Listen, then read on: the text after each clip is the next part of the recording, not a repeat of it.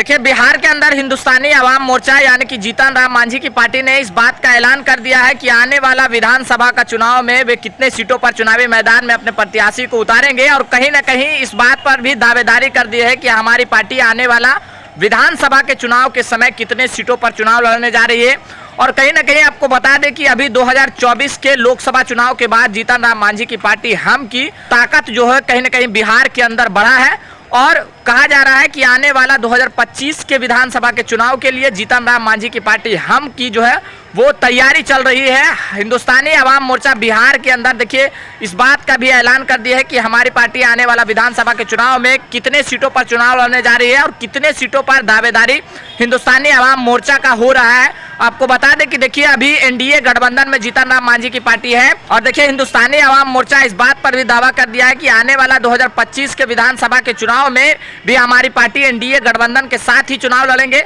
लेकिन देखिए पुरानी बातों को भी याद दिलाते हुए हिंदुस्तानी अवाम मोर्चा के नेता जीतन राम मांझी ने कहा कि देखिए हमें बिहार में कम से कम तो 25 विधानसभा सीटों पर चुनाव लड़ना चाहिए और कहा कि 75 विधानसभा सीटों पर हमारी तैयारी वैसे तो चल रही है, लेकिन कम से कम जीतन राम मांझी की पार्टी ने इस बात का दावा कर दिया है कि हमारी पार्टी आने वाला विधानसभा के चुनाव के समय कम से कम तो 25 सीटों पर विधानसभा चुनाव में अपने प्रत्याशी को उतारेंगे। अब देखिए अभी से ही ये तैयारी चल रहा है हिंदुस्तानी अवाम मोर्चा का और इस बात का भी दावा कर दिया है कि आने वाला विधानसभा चुनाव के समय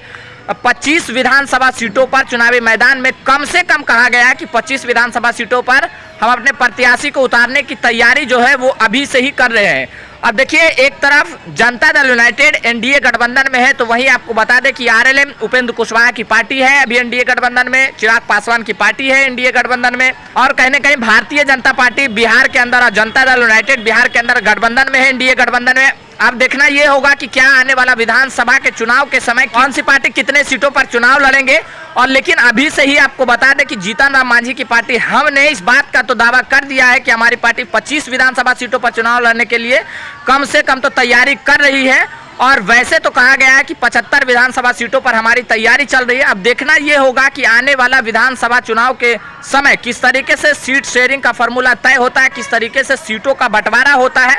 या तो आने वाला वक्त ही बताएगा। कहीं ना कहीं आपको बता दें कि चाहे जनता दल यूनाइटेड हो या आरएलएम हो या हम हो या आरएलजेपी हो या एलजेपीआर हो या बीजेपी हो, इन सभी पार्टियों की तैयारी अभी से ही शुरू हो गया है और सारी पार्टियों में कहीं ना कहीं जो सीटों की संख्या है वो अभी से ही डिमांड उठने लगा है कि हमारी पार्टी इतने सीटों पर चुनाव लड़ेंगे, हमारी पार्टी इतने सीटों पर चुनाव लड़ेगी। कहीं ना कहीं सीट शेयरिंग का फॉर्मूला जो है वो अभी से ही सारे पार्टियां तय करने में जुट गई है। अब देखना ये होगा कि कौन सी पार्टी कितने सीटों पर चुनाव लड़ती है। फिलहाल आज के लिए इतना ही। अगर इस वीडियो को यूट्यूब चैनल पर देख रहे तो हमारे चैनल को सब्सक्राइब कर ले, अगर इस वीडियो को फेसबुक पेज पर देख रहे तो हमारे पेज को फॉलो कर ले, कमेंट बॉक्स में अपनी प्रतिक्रिया जरूर दे। मिलते हैं अगली वीडियो में, तब तक के लिए जय हिंद जय भारत।